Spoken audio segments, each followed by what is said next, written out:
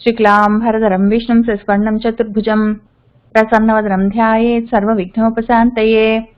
आपदामपहर्तारं दातारं सर्वसम्पदां लोकाभिरामं श्रीरामं भूयो भूयो नमाम्यहम्। मनोजवं मारुततुल्यवेगं जितेन्द्रियं बुद्धिमतां वरिष्ठं वातात्मजं वानरयूथमुख्यं శ్రీరామదూతం శిరసా నమామి అని శ్రీరామచంద్రమూర్తికి, సీతమ్మ తల్లికి, ఆంజనేయ స్వామికి నమస్కారం చేసుకుని మనము మన సుందరకాండలో తర్వాత సర్గ చదువుకుంటూ ముందుకు వెళ్దాము. మొన్నటి వరకు మన 55వ సర్గలో ఏం చూసుకున్నామంటే, కోపానికి ఓర్పే వీరుగుడు. కోపం వచ్చిన వాళ్ళు ఎంత పనికైనా తెగిస్తారు, ఎంత అనరాని అనకూడని మాటైనా అనేస్తారు. తర్వాత ఇంకా అయ్యయ్యో అనుకున్న ఉపయోగం లేదు. ఏదో అదృష్టం బాగుంది కాబట్టి సీతమ్మ తల్లికి ఏం కాలేదు, లేకపోతే ఎంత నష్టం వాటిల్లేది అని కోపం గురించి ఎంత జాగ్రత్తగా ఉండాలి అని నేర్పిస్తున్న సర్గను చూసుకుంటూ వచ్చాము. అప్పచెప్పిన పని ఆశాంతం నెరవేర్చడం పక్కన పెట్టి, అసలుకే మోసం తెచ్చాను, ఏదో సీతమ్మని చూడలేకపోయాను, లేదా చూసినా కూడా వెనక్కి తిరిగొచ్చి జాడ చెప్పలేకపోయాను అంటే అదో రకంగా ఉండేది. కనీసం వాళ్ళు మళ్ళీ వేరే వాళ్ళనైనా పంపించుకుని ఉండేవాళ్ళు. ఇప్పుడు అసలు ఆమె లేకుండా పోతే వాళ్ళు ఇంకొకళ్ళని పంపడానికి కూడా అవకాశం లేదు. ఇటువంటి అనర్థానికి కారణమైన నేను బ్రతికుండడం వ్యర్థం అని ఆయన అనుకుంటూ ఉన్న సమయంలో శుభశకునాలు కనిపించాయి. దాంతో ఆయన మనసు కొంచెం నెమ్మదించింది. ఆయన కొద్దిగా ఆలోచించుకుంటూ ఉంటే సీతమ్మకేం కాదని అనిపించడం మొదలుపెట్టింది. కుదుటపడ్డ మనసుతో ఆయన వినడం మొదలు పెడితే ఆకాశంలో చారణలు మాట్లాడుకుంటున్న మాటలు వినిపించాయి. శాంతించిన మనసుతో ఆయన ఇంకా మళ్ళీ ఓసారి సీతమ్మని కళ్ళారా చూసుకుందాము, చూసుకునే మళ్ళీ తిరుగు ప్రయాణం అవుదాము అని అనుకుంటూ ఉన్నారు. మనం అక్కడ ఉన్నాము, అక్కడి నుంచి ముందుకు వెళ్దాము. శ్రీమద్ రామాయణే సుందరకాండే షట్పంచాశత్ సర్గ, 56వ సర్గ.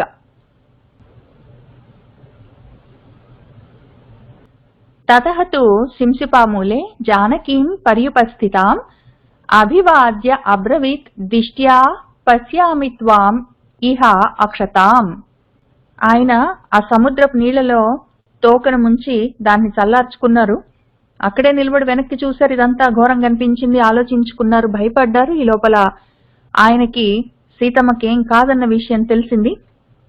ఆయన గబగబా ఇంకా సీతమ్మ తల్లి ఉన్న ఆ అశోక వనంలోని కాలకుండా ధ్వంసం అవ్వకుండా మిగిలిపోయిన ఆ కొంత ప్రదేశం ఉంది, అక్కడ తల్లి ఉన్నది క్షేమంగా. అక్కడికి వెళ్ళి ఆ తల్లిని చూశారు. ఆయన అంత దూరం నుంచి వస్తుంటేనే మనం కూడా చూసుకుంటూ ఉన్నాము. సీతమ్మ తల్లి కూడా అనుకుంటూనే ఉన్నదో ఏమో ఆంజనేయ స్వామి భయపడతాడని చెప్పి. మనకు తెలుసు సీతమ్మకి ఏం కాలేదని తెలుసు, మనం అక్కడే ఉన్నాము, అన్ని చూస్తూనే ఉన్నాము. పైగా సీతమ్మ తల్లి స్వయంగా అగ్నిదేవుణ్ణి ప్రార్థించింది ఆంజనేయ స్వామికి ఏం జరగకూడదని. ఆమె చాలా ఒట్లు పెట్టుకుంది. అగ్నిదేవుడు కూడా, పైగా వాయుదేవుడు కూడా ఏమి కాదమ్మా, ఏమి కాదు, ఏమి కాదని చెప్పారు సీతమ్మ తల్లికి. కాబట్టి ఇక్కడ సీతమ్మ తల్లికి ఏం కాలేదు, అక్కడ ఆంజనేయ స్వామికి ఏం కాలేదు అని మనకు తెలుసు. ఆయనకే తెలియదు పాపం. అందుకనే ఆయన ఎంత తాపత్రయపడి గబగబా వస్తూ ఉన్నారో. వచ్చారు. వచ్చి తతః అప్పుడు తూ మరి శింశుపా మూలే, ఆ శింశుపా వృక్షం మూలంలో మొదల దగ్గర పర్యుపస్థితాం కూర్చొని ఉన్న జానకి సీతమ్మ తల్లిని ఆయన చూసుకున్నారు. చూసుకొని గబగబా దగ్గరకు వచ్చి అభివాద్య నమస్కారం చేసుకున్నారు. చేసుకుని ఆమెతో అంటూ ఉన్నారు, అబ్రవీత్ ఈ మాటలను చెప్పారు. అమ్మా, దిష్ట్యా నా అదృష్టం వల్ల, త్వాం నిన్ను, ఇహ ఇక్కడ, అక్షతాం క్షేమంగా ఉన్నదానిగా పశ్యామి చూశాను. అమ్మా నా అదృష్టం బాగుంది, నీకేం కాలేదు, నువ్వు క్షేమంగా ఉన్నావు అని ఆయన అన్నారు. తతః తు సింసిపామూలే జానకీం పర్యుపస్థితాం అభివాద్య అబ్రవీత్ దృష్ట్యా పశ్యామి త్వాం ఇహ అక్షతాం.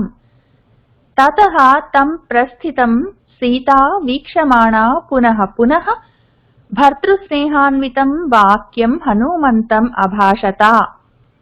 తతః ఇంకప్పుడు మన సీతమ్మ తల్లి సీత తం ఆయన మన ఆంజనేయ స్వామితో, ఆయనేమో తిరుగు ప్రయాణమై బయలుదేరి వెళ్ళడానికి సన్నద్ధమవుతూ ఉన్నారు.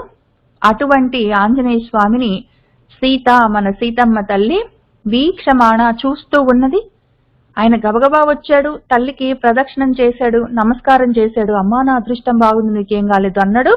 ఇక వెళ్ళిపోతూ ఉంటే సీతమ్మ తల్లి ఆయనని పునః పునః మళ్ళీ మళ్ళీ చూస్తూ ఉన్నది. ఇంకా ఈయన కూడా వెళ్ళిపోయాడంటే ఎప్పటికొస్తాడో రామచంద్రమూర్తి. కానీ ఈయన వెళ్లకుండా ఉంటే మాత్రం రామచంద్రమూర్తి రావడం కష్టం, జాడ తెలియాలి. ఆ తల్లికి అన్నీ తెలుసు కాబట్టి ఆమె ఆలోచించుకుంది. భర్తృస్నేహాన్వితం, ఆమె భర్త శ్రీరామచంద్రమూర్తి మీద ఆ తల్లికున్న గొప్ప స్నేహాన్ని పురస్కరించుకుని హనుమంతం మన హనుమంతుల వారు ఆంజనేయ స్వామితో వాక్యం ఈ మాటలను అభాషత అంటూ ఉన్నది ఆ తల్లి. ఇంకా వెళ్తానమ్మా, మరి వెళ్ళొస్తాను, రామచంద్రమూర్తిని మిగిలిన వాళ్ళు పిలుచుకొని వస్తాను అని అంటూ ఉన్న ఆంజనేయ స్వామిని మళ్ళీ మళ్ళీ చూస్తూ సీతమ్మ తల్లి ఆయనతో ఈ మాటలు అంటూ ఉన్నది. ఆమె గుండెల నిండా శ్రీరామచంద్రమూర్తి మీద స్నేహం ఉప్పొంగుతూ ఉన్నది. తతః తం ప్రస్థితం సీతా వీక్షమాణా పునః పునః భర్తృస్నేహాన్వితం వాక్యం హనుమంతం అభాషత. కామం అస్య త్వం ఏవ ఏకః కార్యస్య పరిసాధనే పర్యాప్తః పరవీరఘ్న యశస్యః తే బలోదయః. ఓ పరవీరఘ్న, పరవీరులను ఘ్న అని సంహరించగలిగినవాడా, తే నీ యొక్క బలోదయః ఉద్ధతితో ఉన్న బలము, యశస్యః యశస్కరము, కామం కావాలంటే, అస్య కార్యస్య ఈ తలపెట్టిన కార్యంలో దాన్ని పరిసాధనే సాధించడానికి, పరిసాధన సంపూర్ణంగా సాధించడానికి, త్వం నువ్వు, ఏవా నువ్వే, ఏకః ఒక్కడివే, పర్యాప్తః చాలు, నువ్వు కోరుకున్న ఈ కార్యాన్ని సంపూర్ణం చెయ్యడానికి నువ్వొక్కడివే చాలు, నీ బలము ఎంతో కీర్తికరము, నీది గొప్ప యశస్సు అని ఆ తల్లి చెప్తూ ఉన్నది. కామం అస్య త్వం ఏవ ఏకః కార్యస్య పరిసాధనే పర్యాప్తః పరవీరఘ్న యశస్యః తే బలోదయః. శరైః తు సంకులాం కృత్వా లంకాం పరబలార్ధనః మాం నయేత్ యది కాకుత్సః తత్ తస్య సదృశం భవేత్. అట్లానే తు మరి పరబలార్థనః, పరులు అంటే శత్రువులు, వాళ్ళ యొక్క బలం అంటే సైన్యం, శత్రు సైన్యాన్ని మర్దనం చేయగలిగిన వాడు కాకుత్సః, కాకుత్సుడు శ్రీరామచంద్రమూర్తి, యది ఒకవేళ, శరైః బాణాలతో, లంకాం లంకనంతటిని, సంకులాం కృత్వా అతలాకుతలం చేసి, మాం నన్ను ఇక్కడి నుంచి నయేత్ తీసుకుని వెళ్తే, తత్ అది, తస్య ఆయనకు, సదృశం భవేత్ తగిన పని ఉంటుంది, అది ఆయనకు తగినది, నువ్వు చేయవలసిన పనిని సాధించావు. ఇంక మిగిలింది రామచంద్రుడు రావాలి, ఈ లంకని అతలాకుతలం చేసైనా సరే నన్ను ఇక్కడి నుంచి తీసుకొని వెళ్ళాలి, ఆయన పని మిగిలి ఉన్నది, ఈ విధంగా చేయడం ఆయనకు తగి ఉన్నది.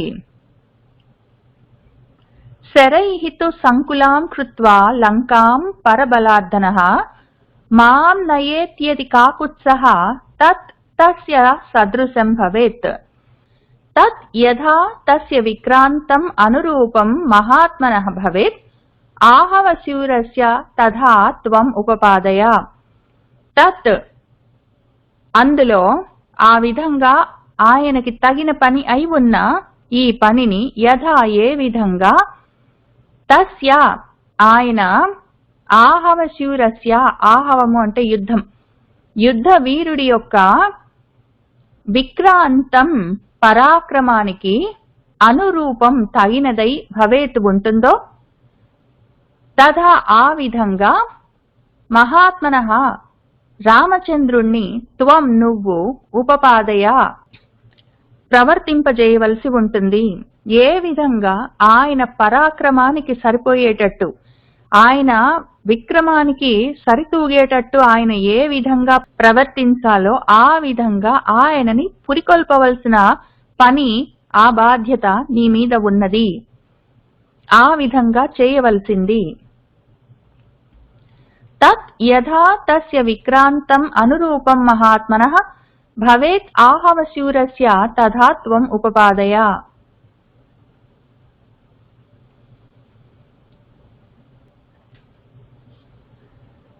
తత్ అర్థోపహితం వాక్యం ప్రసృతం హేతు సంహితం నిశమ్య హనుమాన్ తస్యాహ వాక్యం ఉత్తరం అబ్రవీత్.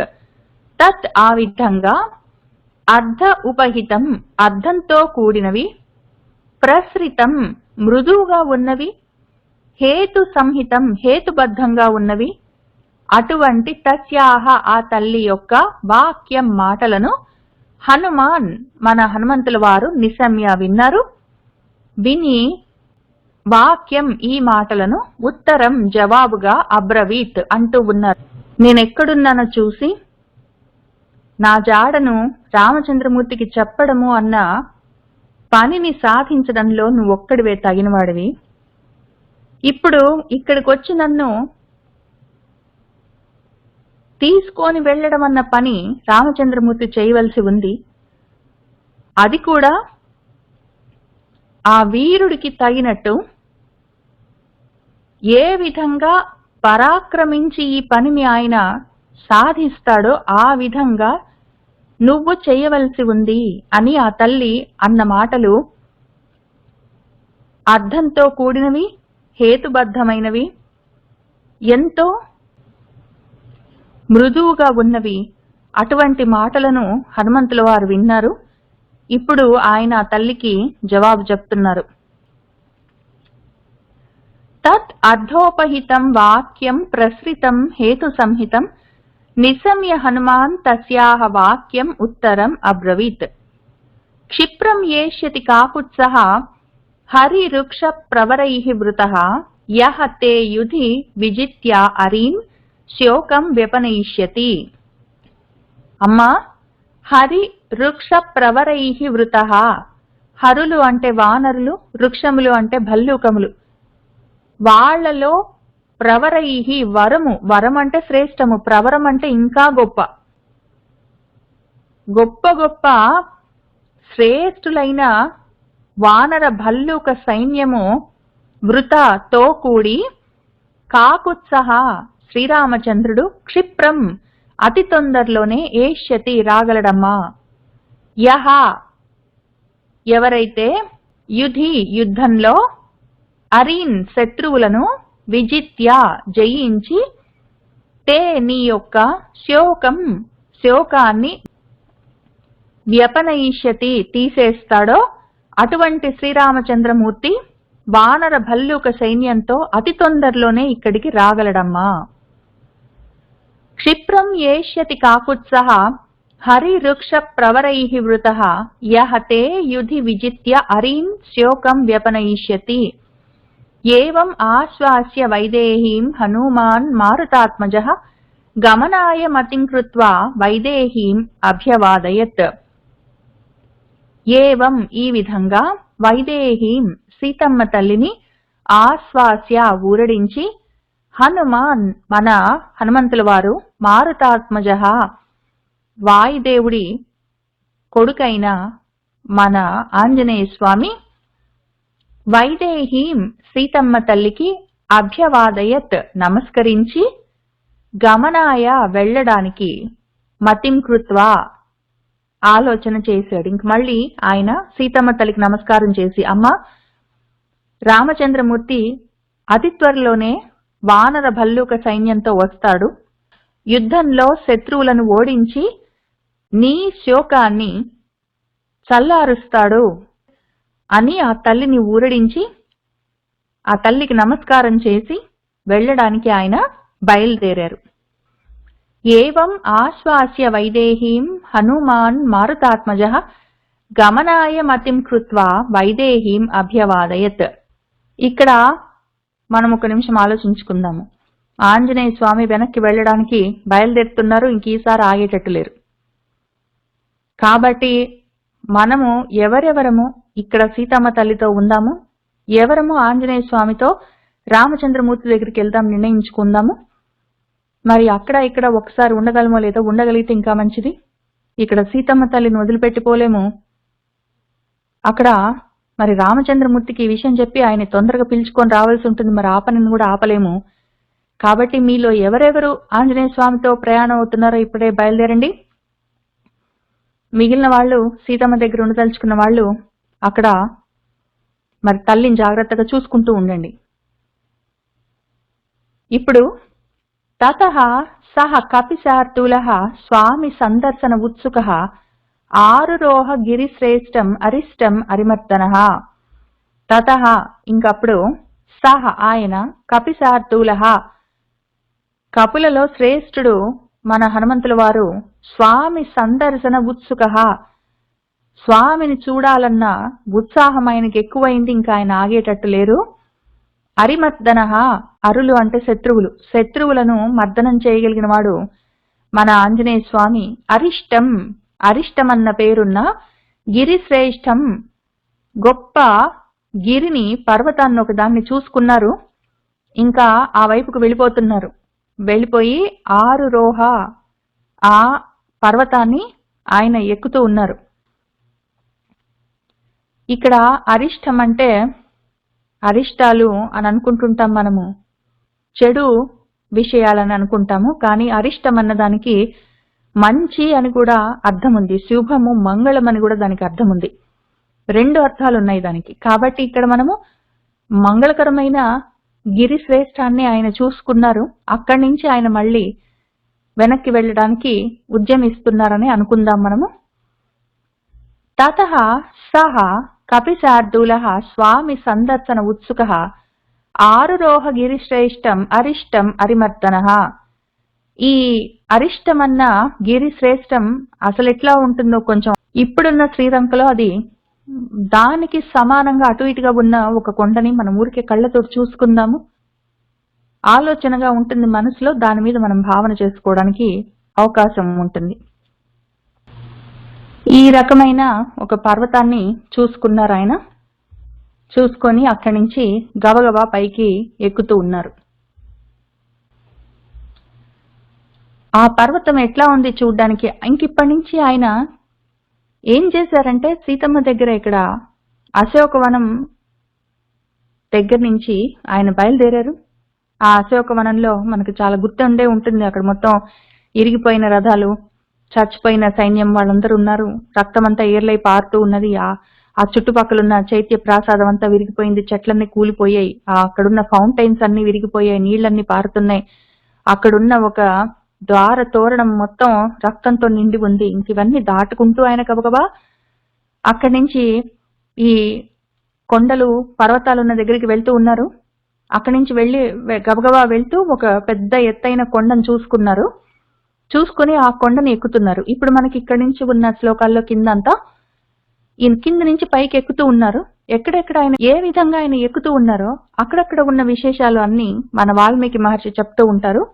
దాన్ని బట్టి మనము అక్కడ సమయం ఎంత జరుగుతూ ఉన్నది, తర్వాత కొండ ఎంతవరకు ఆయన ఎక్కారు, అవన్నీ మనం అంచనా వేసుకుంటూ ఉండాలి. కాబట్టి ఇప్పుడు సమయం ఎంత అయిందో మనం ఇప్పటికి కొంచెం అంచనా వేద్దాం. ఆయన ఊరంతా తగలబెట్టడానికి బయలుదేరుతున్న సమయంలో అప్పుడు సాయంకాలం అవుతూ ఉన్నది అని మనము ఒక శ్లోకంలో చూసుకున్నాం, ఒకటో రెండో శ్లోకాల్లో. కాబట్టి ఆ మొత్తం కార్యక్రమం అంతా అయ్యేసరికి చీకటి పడి ఉండిండొచ్చు. ఆ తర్వాత ఆయన తోకని చల్లార్చుకున్నారు. అక్కడి నుంచి మళ్ళీ అశోకవనం దాకా వచ్చారు. సీతమ్మ తల్లితో మాట్లాడారు. మళ్ళీ అక్కడి నుంచి ఈ పర్వతం ఎక్కడానికి వెళ్లారు. కాబట్టి ఒకవేళ అర్ధరాత్రి దాటుతూ ఉన్నదో ఏమో ఆ సమయం అటు ఇటుగా.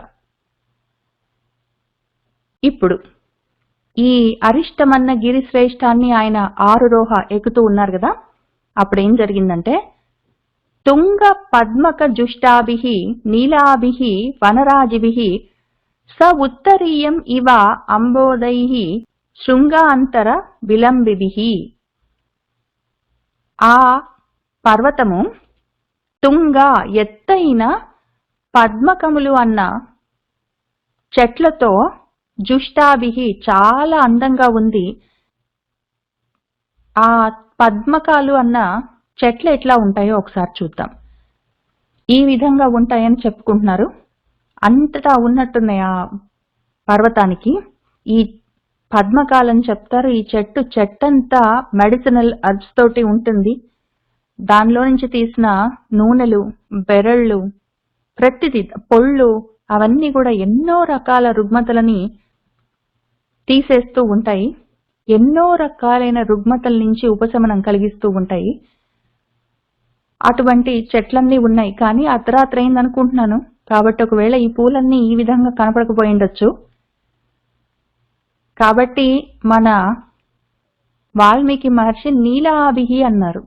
నల్లటి వనరాజి, వనంలో ఉన్న చెట్లన్నీ నల్లగా ఉన్నాయని చెప్తున్నారు. ఎందుకంటే మరి చీకటి. ఒకవేళ ఈ పూలున్నా కూడా, మనం ఇక్కడ చూసుకున్న లాంటి పూలున్నా కూడా కొంచెం కొంచెం కనిపిస్తూ ఉంటుందేమో. ఏమైనా అర్ధరాత్రి కాబట్టి అక్కడ చంద్రుడి వెన్నెల ఉన్నప్పుడు ఆ వెన్నెలలో ఈ పూల రంగు కొంచెం మారైనా సరే కనిపిస్తున్నాయేమో, మరి మెరుస్తున్నాయేమో. కానీ లేకపోతే మాత్రం చెట్లన్నీ కొంచెం నల్లగానే ఉన్నాయని చెప్తున్నారు. తర్వాత ఈ శృంగాంతరాల్లో, శృంగాలంటే కొండ శిఖరాల యొక్క అంతరాల మధ్యలో ఉన్న ప్రదేశాల్లో, గ్యాప్స్ లో, కొండల మధ్యలో విలంబిభిః వేలాడుతూ ఉన్న అంబోదైః మేఘాలన్నీ ఆ పర్వతంకు ఉన్న ఉత్తరీయం ఇవలాగా ఉన్నాయిట. ఇక్కడేమో తుంగ ఎత్తైన పద్మక చెట్లన్నీ ఉన్నాయి. అవి నల్లగా ఉన్నాయి. ఇవన్నీ ఒకవేళ చుట్టూ కట్టుకున్న నల్లటి పట్టుపంచలాగా ఉందో ఏంటో మరి. ఆ పైన ఉన్న తెల్లటి మబ్బులన్నీ ఉత్తరీయంలాగా ఉన్నాయని చెప్తున్నారు మన వాల్మీకి మహర్షి. కాబట్టి ఒకవేళ చంద్రుడున్నాడో ఏమో. కొండ చర్యల కింద కాబట్టి చీకట్లు ఎక్కువ ఉన్నాయి, నల్లగుంది. స్వామివారు తలెత్తి చూస్తే పైనంతా మబ్బులు కనిపిస్తున్నాయి. అవన్నీ ఉత్తరీయంలాగా ఉన్నాయని. అట్లాంటివి ఏమైనా కనిపిస్తాయేమో అని చూశాను. నాకు ఒకటి కనిపించింది. ఇక్కడ చాలా ఉత్సాహం అనిపించింది.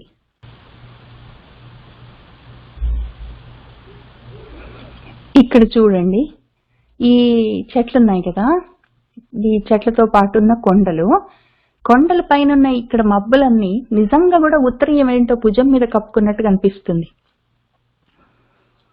ఇది కూడా అక్కడే మన రాంబోడా హిల్ అని శ్రీలంకలో ఉంది ఇప్పటికి కూడా. అది కొంచెం మనం చెప్పుకుంటున్న ఈ అరిష్ట పర్వతానికి, ఆ పర్వత సానువులకి, ఈ వర్ణనకి దగ్గరగా ఉన్నదని చూసి పెట్టాను మన కోసము. ఆ విధంగా ఉత్తరీయంలాగా ఉంది. తుంగ పద్మక జుష్టాభిః నీలాభిః వనరాజిభిః స ఉత్తరీయం ఇవ అంబోదైః శృంగాంతర విలంబిభిః.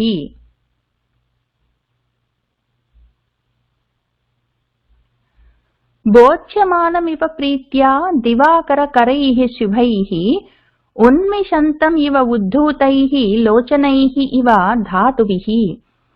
ఇంకా అక్కడి నుంచి ఆయన గబగబా ఎక్కుతూ ఉన్నారు కదా కొండలన్నీ. ఇంకో కొంత పైకి వెళ్ళిపోయినట్టున్నారు. ఒకవేళ ఈ అర్ధరాత్రి దాటి తెల్లవారుజాము అవుతున్నదో ఏంటో మరి.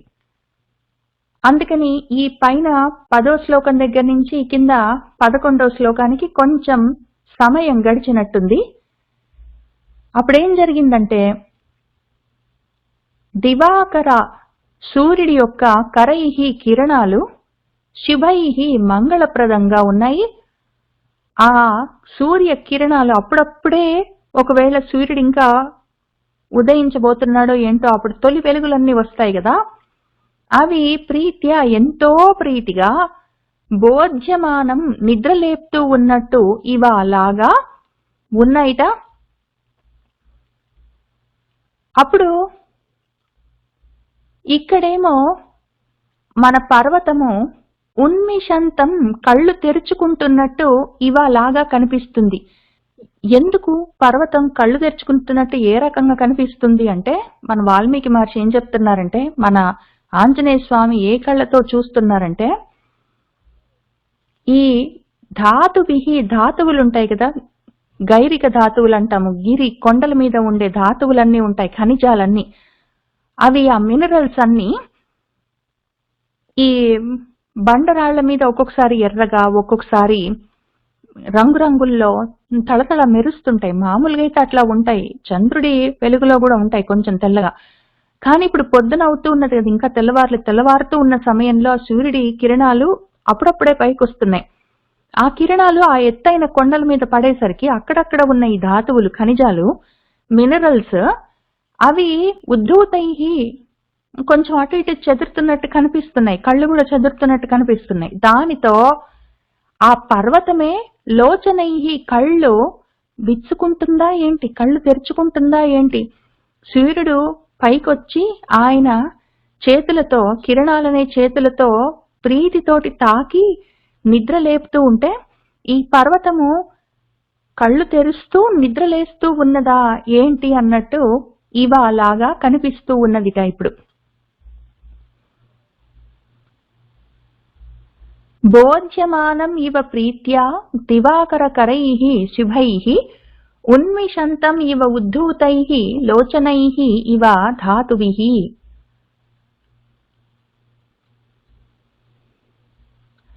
ఇంకా తోయోఘ నిస్వనైః మంద్రైః ప్రాధీతమివ పర్వతం ప్రగీతం ఇవ విస్పష్టైః నానా ప్రస్రవణ స్వనైః.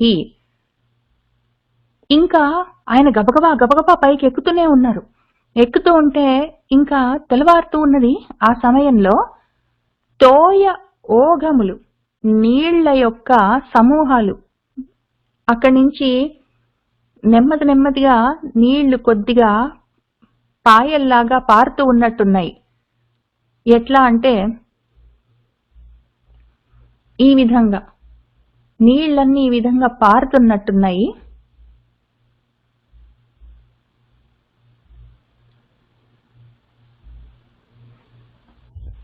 ఆ రకంగా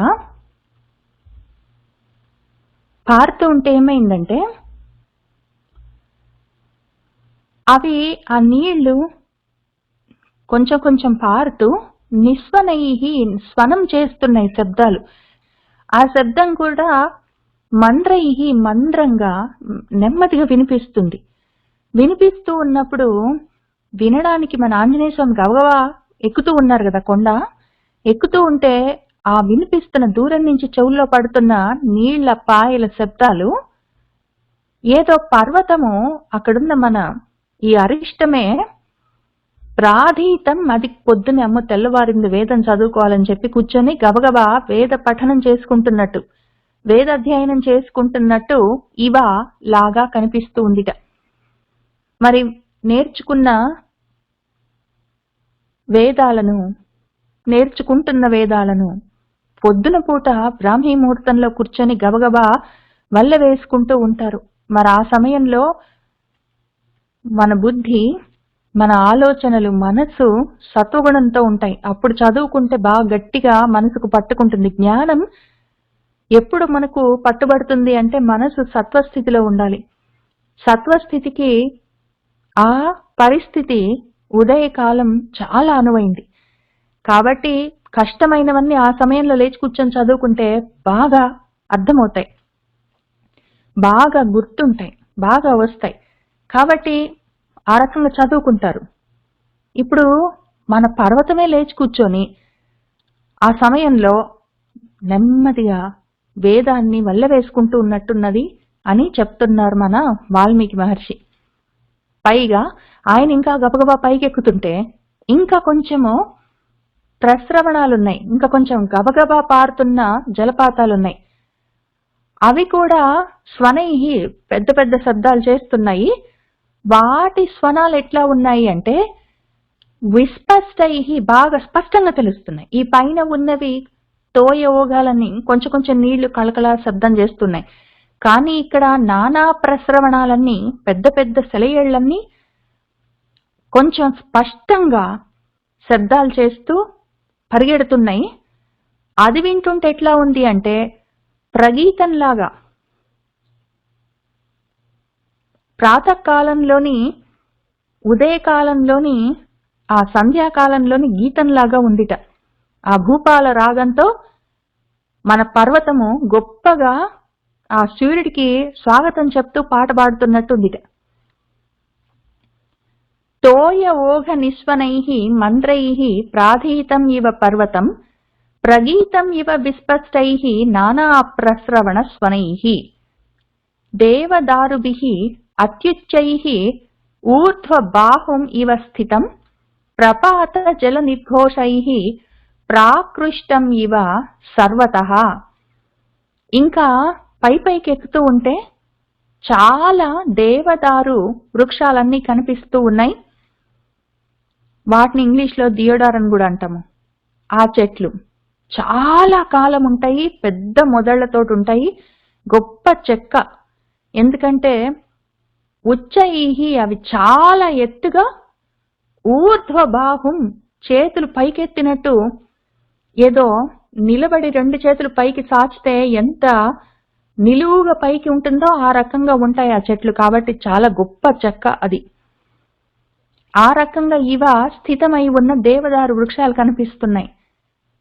మనకు ఇంట్లో పనులకి వాటికి చెక్కలు సరే గాని అసలు ఇక్కడ మన ఆంజనేయ స్వామి కళ్ళకి ఆ చెట్లు ఆ విధంగా ఎత్తైన దేవదారు వృక్షాలు నిలబడుంటే ఎట్లా కనిపిస్తుందంటే మునులు ఋషులు ఈ సమయంలో వాళ్ళు జపాలు తపాలు ధ్యానాలు చేసుకుంటూ ఉంటారు. అప్పుడు నిలబడి వాళ్ళు రెండు చేతులు పైకెత్తి సూర్య నమస్కారాలు చేసుకుంటూ ఉంటారు.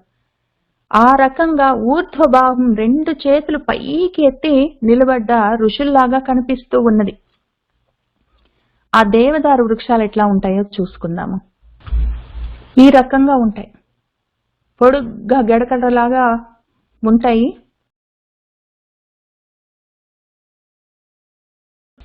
ఈ విధంగా ఎత్తుగా పొడుగ్గా ఉంటాయి అవి.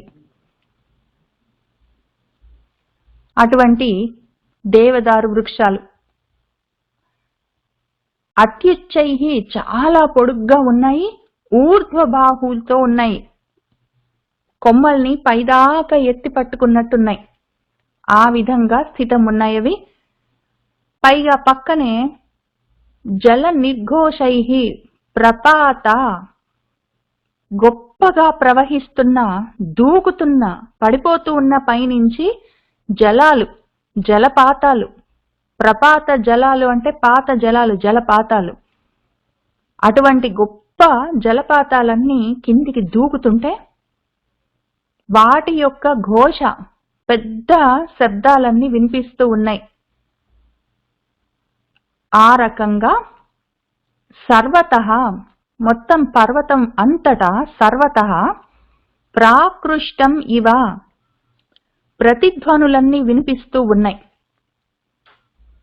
దేవదారుభిః అత్యుచ్చైః ఊర్ధ్వబాహుం ఇవ స్థితం ప్రపాత జల నిర్ఘోషైః ప్రాకృష్టం ఇవ సర్వతః వేపమానం ఇవ శ్యామైః కంపమానైః శరద్ఘనైః వేణుభిః మారుత ఉద్ధూతైః కూజంతం ఇవ కీచకైః. ఇంకా ఈ శరత్ ఘనైహి అని ఉంది ఇక్కడ. మనము శరత్ వనైహి అని చదువుకుందాం. శరత్వనము అంటే శరత్కాలంలోని, అంటే ఆకురాలు కాలం ఉంటుంది కదా, ఆటం అంటాము.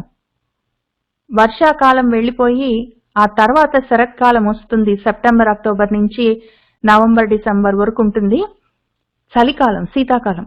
ఆ సమయంలో ఆకులన్నీ జలజల రాలుతుంటాయి, చలి కూడా ఉంటుంది. అందుకే మొదటిసారి ఇక్కడికి లంకలోకి ఆంజనేయ స్వామి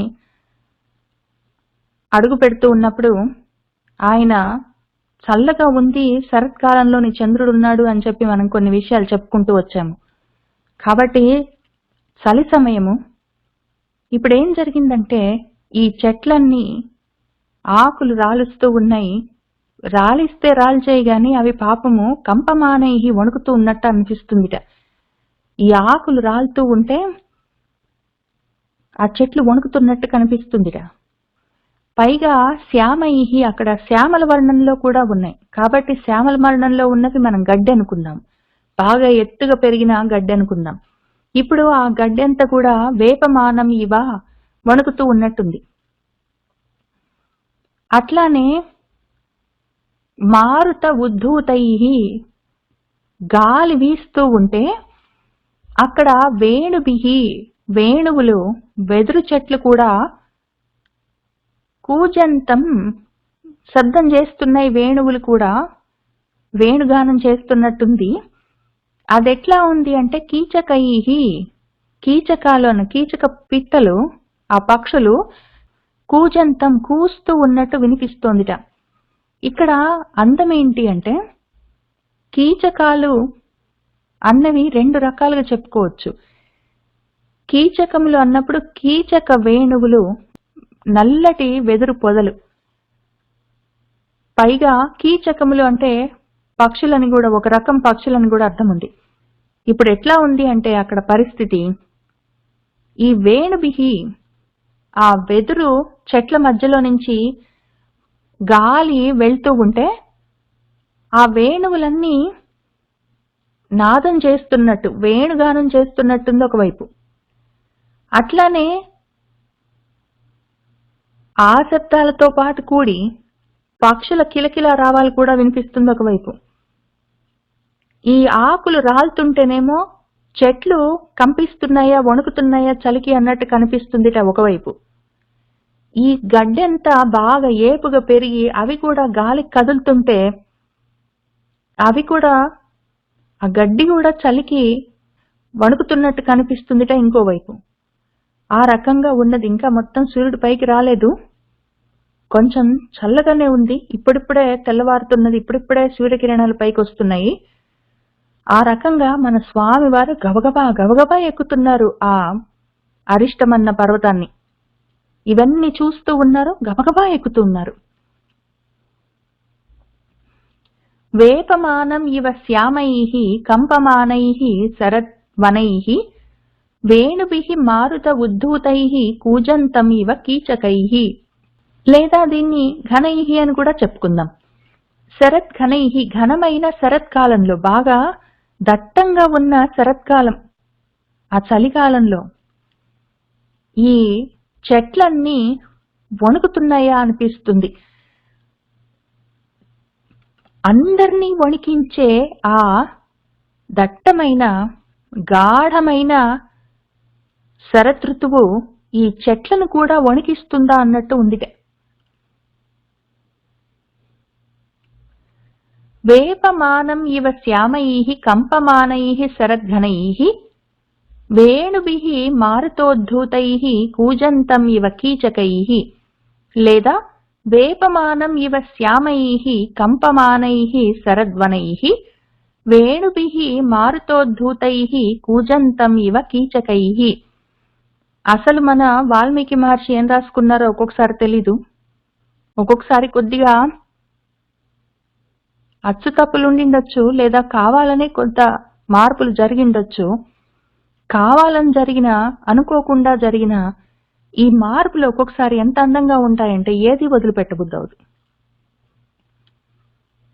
తర్వాత నిశ్వసంతం ఇవ అమర్షాత్ ఘోరైః ఆసీవిషోత్తమైః నీహారకృత గంభీరైః ధ్యాయంతం ఇవ గహ్వరైః. ఇంకా ఒక పక్కన ఇంకా పైకి ఎక్కుతున్నారు ఆయన. కాబట్టి కొండ గుహలు ఎక్కువ అవుతున్నాయి. ఇప్పుడు ఆ శిఖరాల్లో గుహలు ఉన్నాయి. గహ్వరైః, అందులో ఆసి విష ఉత్తమైః పాములు, అవి గొప్ప విషంతో కూడి ఉన్నాయి. అవి ఘోరైః, చాలా భయంకరమైన పాములవన్నీ. అవి అమర్షాత్, కోపంతో, నిశ్వసంతం, బుసలు కొడుతున్నట్టు ఇవా ఉన్నదిట కొన్ని గుహల్లో ఒక్కొక్క చోట. ఇంకొక చోట నీహారకృత, నీహారము అంటే మంచు, కృతం అంటే కప్పబడి, అక్కడక్కడ ఆ గుహలు మంచు కప్పబడి గంభీరైః, గంభీరంగా ఉన్నాయిట. వాటిని చూస్తుంటే ఆంజనేయ స్వామికి ధ్యాయంతం ఇవ, ఆ పర్వతం ధ్యానం చేస్తుందా అనిపిస్తుందిట. ఆయన గబగబా ఎక్కుతుంటే కొన్ని గుహలు కనిపిస్తున్నాయి. అక్కడేమో పాములన్నీ లోపల ఉండి బుసలు కొడుతూ ఉన్నాయి. అవి వినిపిస్తూ ఉన్నాయి. ఇంకా కొంత దూరం పైకెక్కితే ఇంకో కొన్ని కొండ గుహలు మంచుతోటి కప్పబడి గంభీరంగా మౌనంగా ఉన్నాయి. ఏదో ఈ పర్వతమన్న, అరిష్టమనే పర్వతమన్న ముని ధ్యానం చేసుకుంటూ ఉన్నట్టు కనిపిస్తుందిట. నిశ్వసంతం ఇవ అమర్షాత్ ఘోరైః ఆసీవిషోత్తమైః నీహారకృత గంభీరైః ధ్యాయంతం ఇవ గహ్వరైః.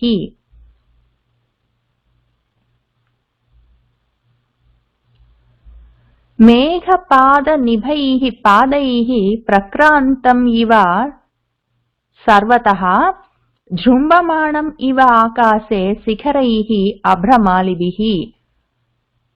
ఇంకా ఆయన దాదాపుగా పర్వతం సగం ఎక్కేసినట్టున్నారు. ఇంకా అక్కడ ఏం కనిపిస్తుందంటే ఆయన కొంచెం కిందికి తిరిగి చూస్తే ఈ కొండలు ఉంటాయి కదా, పెద్ద పెద్ద పర్వతాలకి మబ్బులన్నీ దాని మధ్య భాగం వరకే ఉంటాయి.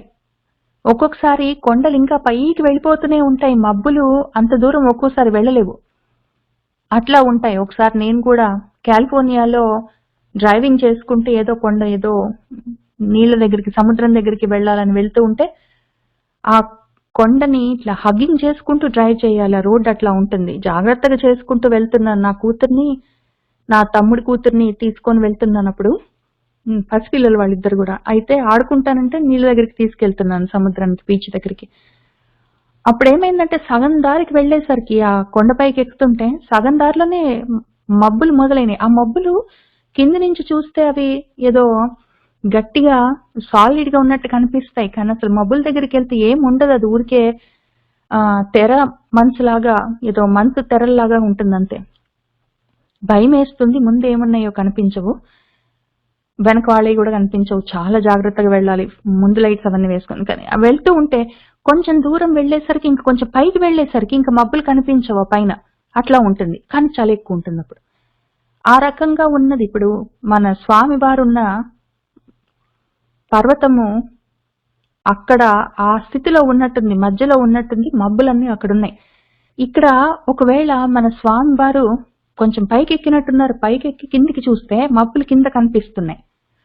అప్పుడు ఈ మేఘాలే పాద నిభైః పాదాల్లాగా, మేఘాలన్న పాదాలను పెట్టుకొని అవే పాదాల్లాగా, కాళ్లలాగా మన పర్వతము ప్రక్రాంతం ఎక్కడికో నడిచి వెళ్ళిపోతూ ఉన్నట్టు ఇవ కనిపిస్తూ ఉందిట. ఆ మేఘాలన్నీ కనిపిస్తుంటాయి. కిందికి చూస్తే కింద మేఘాలన్నీ కనిపిస్తున్నాయి. ఈ మేఘాలు కదులుతూ ఉంటాయి కదా, కదులుతున్న మేఘాల్లో ఈ పర్వతము ఏంటో మేఘాలన్న కాళ్లతోటి ఆ పర్వతమే నడుచుకుంటూ వెళ్ళిపోతూ ఉన్నట్టు కనిపిస్తూ ఉందిట సర్వతః అంతటా. అదెట్లా ఉందో చూద్దాం. కొన్ని చాలా అందమైన ఈ ఫొటోస్ కనిపించాయి నాకు. ఇప్పుడు మనం పైకి ఎక్కితే ఆ కింద నుంచి ఎక్కుతూ పైకి వచ్చినట్టున్నాము. ఇక్కడ నిలబడి చూసామనుకోండి, ఇక్కడ ఫోటో ఎవరు తీస్తున్నారో వాళ్ళు ఇక్కడ నిలబడి కిందికి ఫోటో తీస్తే చూసారా, ఇక్కడున్నాయి మన మబ్బులు. కాబట్టి ఏంటో ఈ పర్వతమే ఆ కాళ్ళు పెట్టుకొని నడుచుకుంటూ వెళ్ళిపోతున్నట్టున్నది ఆ రకంగా. తర్వాత ఈయన తల పైకెత్తి చూశారు. పైకెత్తి చూస్తే కొన్ని అభ్రమాలిభిహి, కొన్ని మబ్బులు పైన కూడా కనిపిస్తున్నాయి.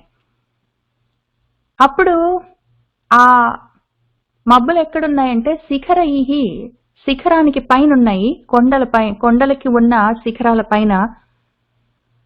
అది చూస్తుంటే ఎట్లా ఉందంటే ఆకాశంలో ఉన్న ఈ మబ్బులు కొండల పైన కనిపిస్తున్నాయి. అదేంటో ఆకాశమే జృంభమాణ, పెద్దగా నోరు తెరిచి ఆవలిస్తున్నట్టు ఇవా లాగా కనిపిస్తుందిట. ఈయన కిందికి చూస్తేనేమో కనిపిస్తున్న మబ్బులు ఏదో మన పర్వతానికి ఉన్న కాళ్ళు, ఆ కాళ్లతోటి పర్వతం నడుచుకుంటూ వెళ్ళిపోతున్నట్టు కనిపిస్తుందిట. ఈయన తలపైకెత్తి చూస్తే ఆ శిఖరాల పైన ఉన్న మబ్బులు ఆకాశం ఏంటో నోరు తెరుచుకొని ఆవులిస్తున్నట్టు కనిపిస్తుందిట. అదెట్లా ఉంటుందో ఒకసారి చూద్దాం. ఏంటో ఇవాళ అదృష్టం, నాకు అన్ని మంచి మంచి ఫోటోలన్నీ దొరికాయి. అక్కడవే అన్ని శ్రీలంకవే, అన్ని అదే రాంబోడా అన్న ఆ పర్వతానివే. అవి చూద్దాం.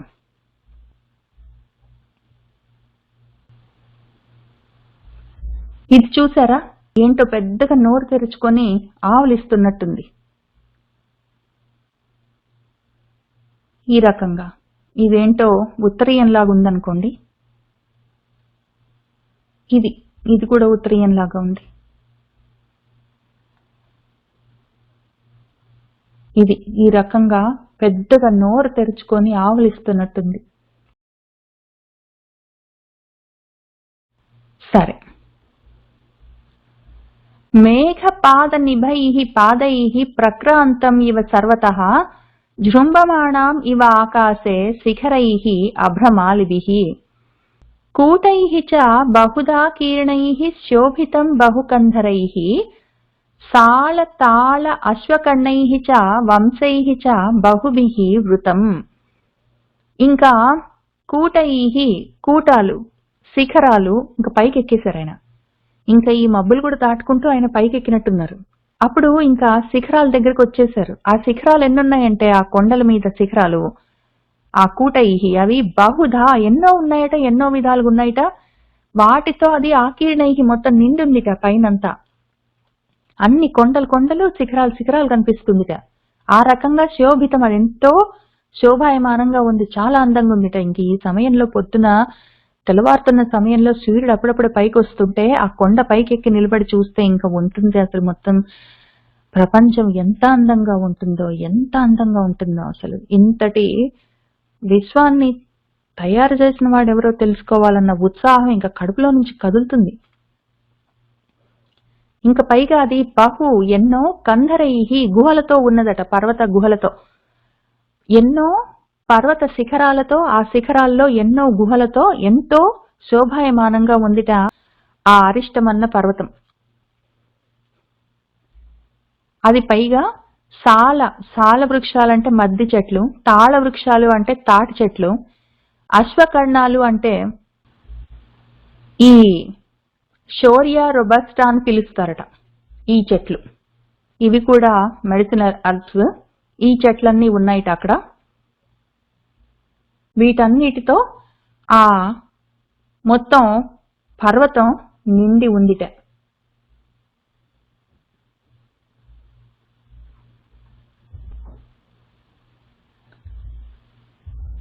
ఇది ఆ చెట్లన్నీ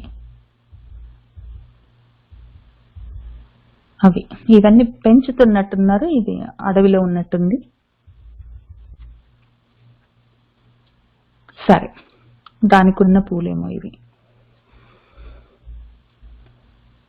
అటువంటి సాలతాల అశ్వకర్ణాలు, వాటితో పాటే వంశైహిచ, వంశాలు, మళ్ళీ మన వెదురు, అవన్నీ బహుభిహి ఎన్నో ఉన్నాయిట. వాటితో వృతం, మొత్తం ఆవరించబడి ఉన్నదిట ఆ పర్వతం. కూటైః చ బహుధా కీర్ణైః శోభితం బహుకంధరైః సాలతాల అశ్వకర్ణైః చ వంశైః చ బహుభిః వృతం లతావితానైః వితతైః పుష్పవద్భిః అలంకృతం నానామృగగణాకీర్ణం ధాతు నిష్యంద భూషితం. ఇంకా వితతైహి బాగా వ్యాపించిన, లతావితానైహి లతలతో తీగలతో ఉన్నాయి ఆ చెట్లన్నీ. అవన్నీ ఆ లతలు కూడా పుష్పవద్భిః పుష్పాలతో అలంకృతం అలంకరించబడి ఉన్నాయి. ఆ మొత్తం పైన ఉన్న ఆ గుహలు, ఆ మొత్తం పర్వత శిఖరాలంతా నానా మృగ గణ ఆకీర్ణం, నానా రకరకాల మృగములతో, వాటి గణములతో, సమూహములతో ఆకీర్ణం నిండి ఉన్నది. పైగా ధాతు నిష్యంద భూషితం, ధాతువులు, గైరిక ధాతువులు అంటే గిరికి సంబంధించినవి, కొండలకు సంబంధించినవి. కొండల్లో చాలా ధాతువులు ఉంటాయి, మినరల్ డిపాజిట్స్ చాలా ఉంటాయి. అవన్నీ నిశ్యందం కరిగి కారుతూ ఉన్నాయి. వాటితో భూషితం ఎంతో గొప్పగా అలంకరించబడి ఉన్నది. బంగారం అటువంటివన్నీ కూడా అక్కడే దొరుకుతుంటాయి. చాలా మినరల్స్, చాలా ఖనిజాలన్నీ ఉంటాయి అక్కడ.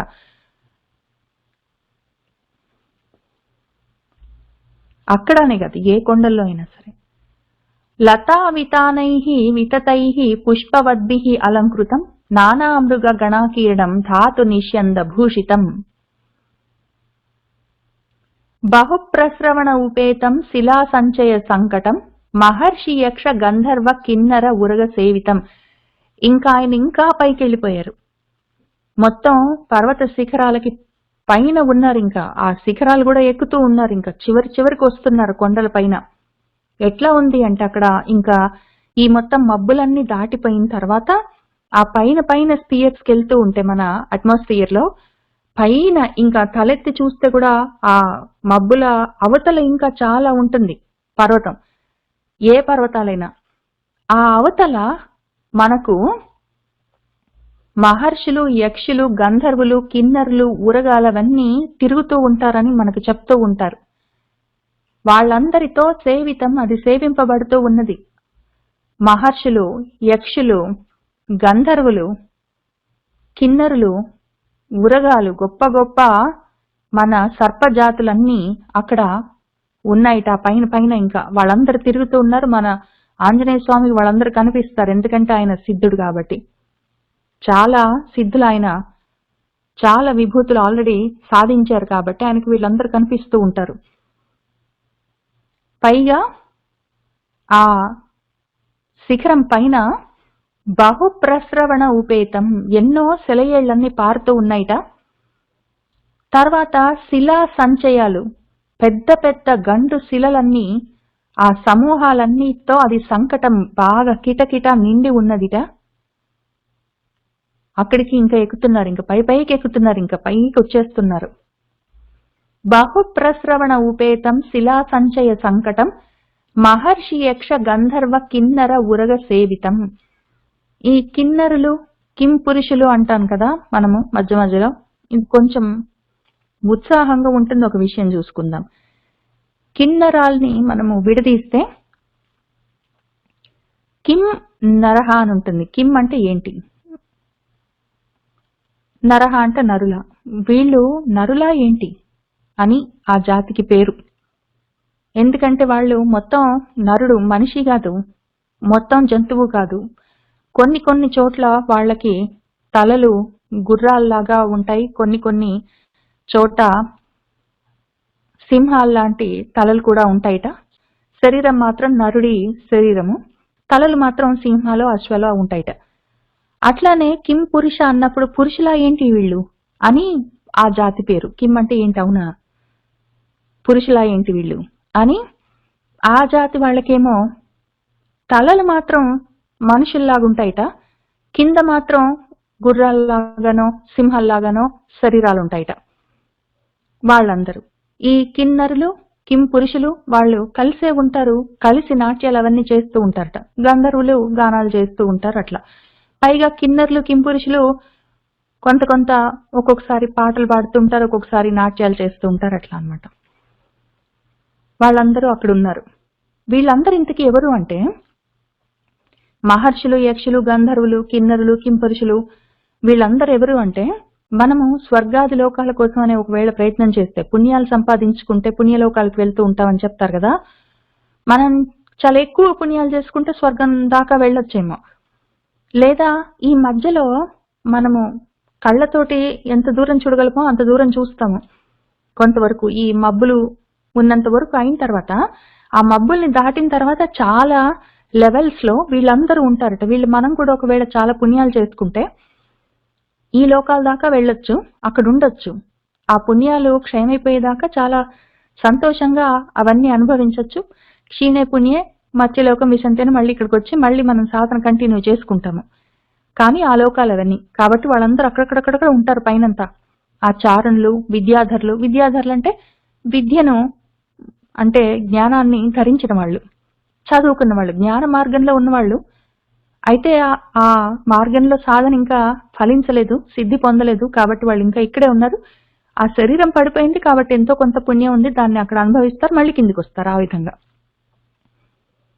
తర్వాత చారణులు అని ఉంటారు, చరించేవాళ్ళు, ఆచారాలన్నీ చాలా గొప్పగా పాటించిన వాళ్ళు, వాళ్ళందరూ ఉంటారు. వాళ్ళు పుణ్యాలు మళ్ళీ ఉన్నాయి వాళ్ళకి, కానీ సాధన ఇంకా పరిపక్వ దశకి రాలేదు. శరీరం పడిపోయినప్పుడు ఆ పుణ్యాలు ఉంటాయి కాబట్టి వాళ్ళు ఎంతెంత పుణ్యాలు చేసుకున్నారో అంతంత వరకు వాళ్ళు ఆ లోకాలకు వెళ్తారు. మళ్ళీ పుణ్యాలు అయిపోయిన తర్వాత మళ్ళీ భూలోకంలో పుట్టి మళ్ళీ సాధన చేసుకుంటూ ఉంటారు. కాబట్టి ఇక్కడ ఏం జరిగిందంటే మన స్వామివారు ఇంకా పైకి వెళ్ళిపోయారు ఆ పర్వతానికి. ఆ పైన బహుప్రస్రవణాలు, ఎన్నో జలపాతాలన్నీ, సెలయేళ్లన్నీ పారుతూ ఉన్నాయి. పెద్ద పెద్ద శిలలన్నీ ఉన్నాయి, గండు శిలల సమూహాలన్నీ ఉన్నాయి. మహర్షులు, యక్షులు, గంధర్వులు, కిన్నరులు, కింపురుషులు, చారణులు, విద్యాధరులు వాళ్ళందరూ ఉన్నారు. అదంతా చూస్తూ మన స్వామి వెళ్తూ ఉన్నారు. బహుప్రస్రవణ ఉపేతం శిలా సంచయ సంకటం మహర్షి యక్ష గంధర్వ కిన్నర ఉరగ సేవితం లతాపాదప సంఘాతం సింహాద్యుషిత కందరం వ్యాఘ్ర సంఘ సమాకీర్ణం స్వాధు మూల ఫలద్రుమం. ఇంకా లతలు, తీగలు, పాదపాలు, చెట్లు, వాటితో సంఘాతం నిండి ఉన్నది ఆ పైనంతా. సింహాల చేత ఉషితం నివాసం ఉండబడుతూ ఉన్న కందరం కొండ గుహలున్నాయి. అక్కడ సింహాలన్నీ అక్కడ నివాస స్థానం ఏర్పరచుకొని అక్కడ ఉంటూ ఉన్నాయి. అట్లానే వ్యాఘ్రాలు, పెద్ద పులులన్నీ వాటి యొక్క సంఘమంతా సమాకీర్ణంతో బాగా నిండి ఉన్నది. చాలా పెద్ద పులులు, ఎన్నో సింహాలన్నీ అక్కడ ఉన్నాయి.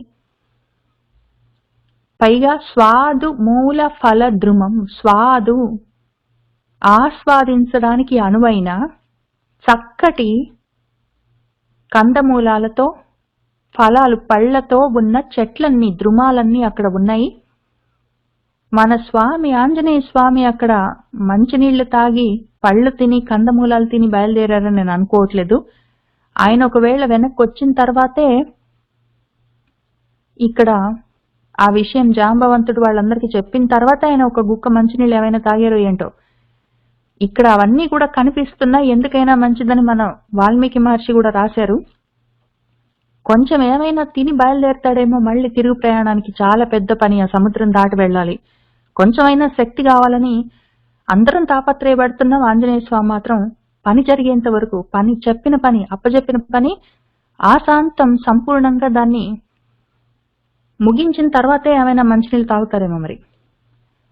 అయినా మన ఆత్రం, మన వాల్మీకి మహర్షి కూడా ఇక్కడ రాసి పెట్టారు. అయినా కూడా మన ఆంజనేయ స్వామి అసలు కొంచెం కూడా ప్రయత్నం చెయ్యట్లేదు, ఆయన గబగబా ఎక్కుతున్నారు. లతా పాదప సంఘాతం సింహాద్యుషిత కందరం వ్యాఘ్ర సంఘ సమాకీర్ణం స్వాదు మూల ఫలద్రుమం తం ఆరురోహ హనుమాన్ పర్వతం పవనాత్మజ రామ దర్శన శీఘ్రేణ ప్రహర్షేణ అభిచోదిత. ఇంకా చివరికి వచ్చేసరికి ఆంజనేయ స్వామికి తొందర ఎక్కువైంది. ఆయనకు రామచంద్రమూర్తిని దర్శించాలన్న త్వర ఎక్కువైంది. కాబట్టి రామ దర్శన శీఘ్రంగా రామచంద్రమూర్తిని చూడాలి, ఇప్పుడే వెంటనే వెళ్ళాలి. ఎన్ని రోజులైందో రామచంద్రమూర్తిని చూసి. ఆ రోజు 3 రోజుల కింద పొద్దున బయలుదేరారు. అక్కడ మన మహేంద్రగిరి దగ్గర ఆయన మొదలుపెట్టి తెల్లవారుజామున సాయంత్రానికి ఇక్కడ లంక దగ్గర దిగి రాత్రంతా వెతికి తెల్లవారుజామున సీతమ్మ తల్లిని చూసేసరికి ఒక రోజు అయింది. సీతమ్మ తల్లి నిన్న పొద్దున చూసిన తర్వాత నిన్న రాత్రి దాకా ఈ హడావిడంతా అయింది. నిన్న రాత్రి సీతమ్మ తల్లిని చూసి వెళ్ళొస్తానమ్మా అని చెప్పి ఆయన అప్పటి నుంచి ఈ కొండ ఎక్కుతూనే ఉన్నారు. ఈ సమయానికి సరిగ్గా 48 గంటలైంది. రామచంద్రమూర్తిని చూడక 2 రోజులైంది. కాబట్టి ఆ తొందర ఎక్కువైంది ఆయన్ని చూడాలని. పైగా సీతమ్మ తల్లిని చూశానన్న వార్త చెప్పాలి, ఆ తొందర ఇంకా ఎక్కువైంది. కాబట్టి ఆ వార్త చెప్పాలన్న హర్షము, ప్రహర్షము, గొప్ప సంతోషం. నేను చూశాను రామచంద్ర సీతమ్మ తల్లిని, నువ్వు ఎందుకు అంత తపించిపోయావో తల్లి కోసం నాకు ఇప్పుడు అర్థమైంది అని చెప్పాలి. ఆ తొందరతో, ఆ హర్షంతో, ఆ తొందర, ఆ సంతోషము, ఆ వేగిరపాటు అభిచోదిత ఆయన్ని ప్రచోదనం చేస్తూ ఉంటే, త్వరపెడుతూ ఉంటే, పవనాత్మజ మన వాయునందనులు హనుమంతుల వారు తం ఆ పర్వతాన్ని ఆరురోహ ఎక్కుతూ ఉన్నారు, ఎక్కేశారు. తం ఆరురోహ హనుమాన్ పర్వతం పవనాత్మజ రామదర్శన శీఘ్రేణ ప్రహర్షేణ అభిచోదిత తేన పాదతలాక్రాంత రమ్యేషు గిరిసానుషు సఘోషాః సమసీర్యంత శిలాః చూర్ణీకృతాః తతః. ఇంకా ఆయన అంత వేగంతోటి, అంత బలంతోటి గబగబా ఆ రమ్యేషు రమ్యమైన గిరి సానువుల్లో నుంచి ఆయన ఎక్కుతూ వెళ్ళిపోతూ ఉంటే, ఆ అందమైన గిరి సానువులు, పర్వత సానువులు తేన ఆయన యొక్క పాదతలము, అరికాళ్ల యొక్క ఆక్రాంతం, ఆయన ఎక్కుతూ ఉంటే అరికాళ్ళు ఆ పర్వత సానువుల మీద పడి ఆ బలానికి సఘోషాః బాగా పెద్ద శబ్దం చేస్తూ సమసీర్యంత ముక్కలై బద్దలై కింద దొళ్ళి వెళ్ళిపోతున్నాయి. అట్లానే శిలాః పెద్ద పెద్ద శిలలన్నీ చూర్ణీకృతాః పొడుం అయిపోతున్నాయి. అంత గబగబా ఎక్కుతున్నారు ఆయన. ఎక్కుతూ ఉంటే ఆ కొండలన్నీ పగిలిపోతున్నాయి, ఆ శిలలన్నీ పొడుమైపోతూ ఉన్నాయి. ఆ రమ్యమైన గిరి సానువుల్లో ఆ విధంగా ఆయన పైకి ఎక్కుతున్నారు. తేన పాదతలాక్రాంత రమ్యేషు గిరిసానుషు సఘోషాః సమసీర్యంత శిలాః చూర్ణీకృతాః తతః.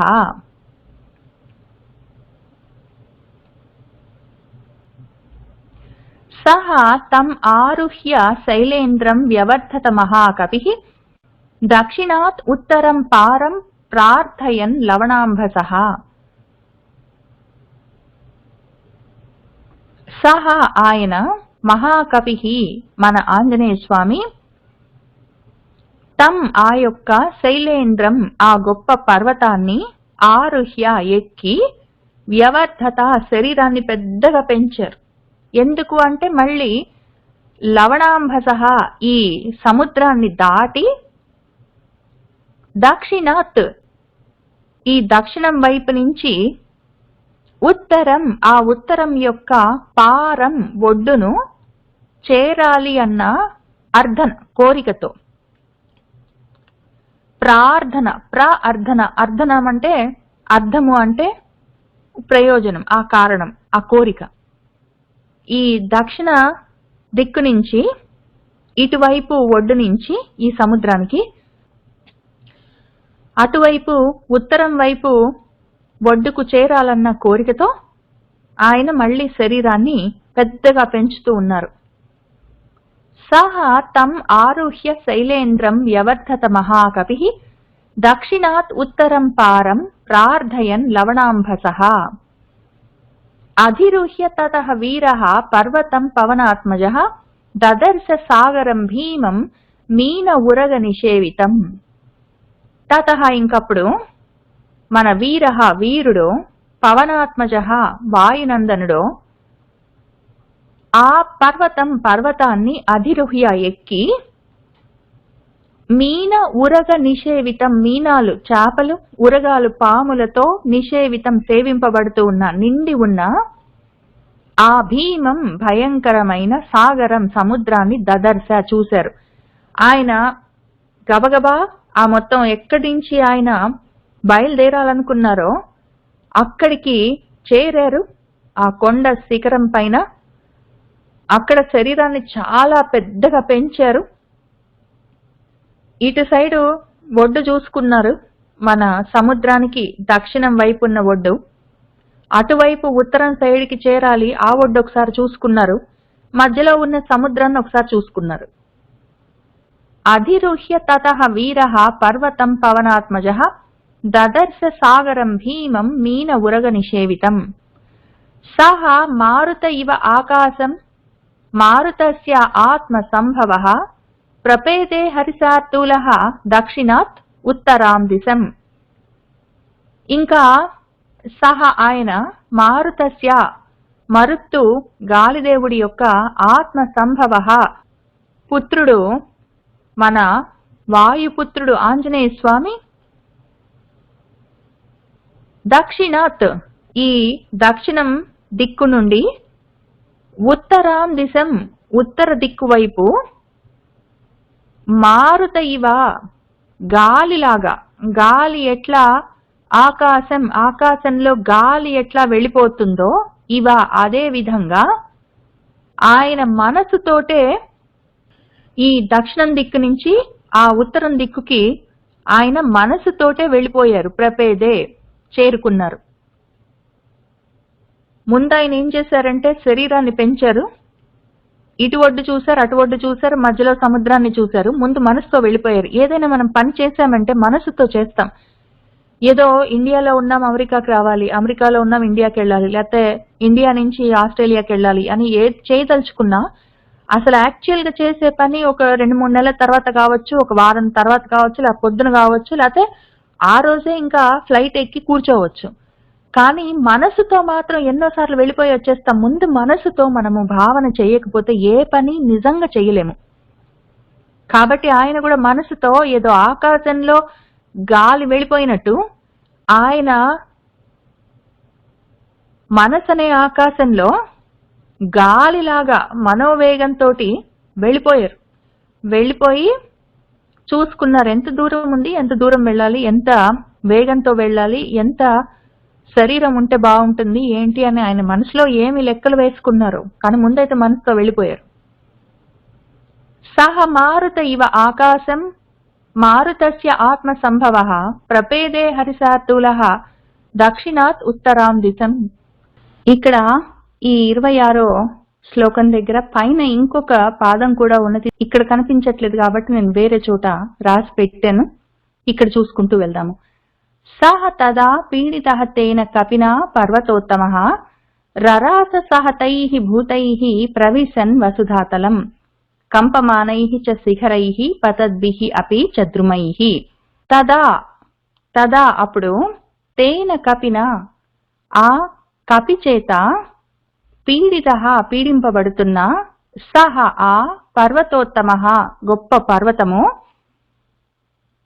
ఇప్పుడు వసుధాతలం భూమిలోకి ప్రవేశిస్తూ ఉన్నది. అది భూమిలోకి వెళ్ళిపోతూ ఉన్నది. అది మొత్తం భూతలంలోకి కుంగిపోతూ ఉన్నది. ఏ విధంగా అంటే తైహి అక్కడున్న భూతైహి భూతాలతో ప్రాణులతో సహా రరాస గొప్పగా అరుస్తున్నాయి. ఆ ప్రాణులన్నీ అన్ని చోట్లకి పరిగెడుతున్నాయి ఆ విధంగా ఉన్న జంతువులతో. తర్వాత కంపమానైహి కదిలిపోతూ ఉన్న శిఖరైహి శిఖరాలతో పతద్భిః పడిపోతున్న ద్రుమైహి చెట్లతో అపిచ కూడా మొత్తం కలిసి. ఒక పక్కన చెట్లు కూలిపోతున్నాయి, ఒక పక్కన శిఖరాలన్నీ కదిలిపోతూ ఉన్నాయి, ఇంకొక పక్కన మృగాలన్నీ అరుస్తూ పరిగెడుతున్నాయి. ఆ విధంగా ఉన్న ఆ పర్వత శిఖరము భూమిలోకి కుంగిపోయింది. మన స్వామివారు ఆ విధంగా ఎగరడానికి ఉద్యుక్తులవుతూ ఉంటే, సహ తదా పీడితః తేన కపినా పర్వతోత్తమః రరాసః సహ తైః భూతైః ప్రవిశన్ వసుధాతలం కంపమానైః చ శిఖరైః పతద్భిః అపి చ ద్రుమైః.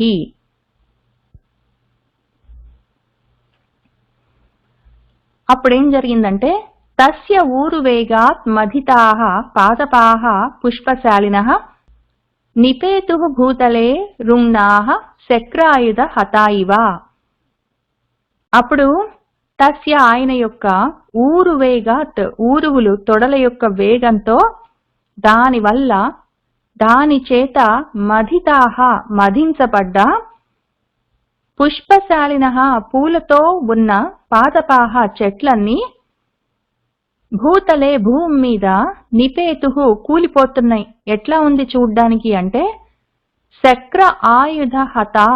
శక్రుడు అంటే ఇంద్రుడు, ఇంద్రుడి యొక్క ఆయుధం అంటే వజ్రాయుధం. వజ్రాయుధంతో హత కొట్టబడ్డ రుగ్నాహ ఏవో రోగిష్టి చెట్లు కింద కూలిపోతున్నట్టు ఇవ ఆ విధంగా ఉన్నది. అవి బాగా పచ్చగా ఉన్న చెట్లు, పూలతో ఉన్న చెట్లు అంతవరకు బానే ఉన్నాయి. హఠాత్తుగా ఏదో వజ్రాయుధం తాకిడికి కింద కూలిపోయినట్టు పోతూ ఉన్నాయి.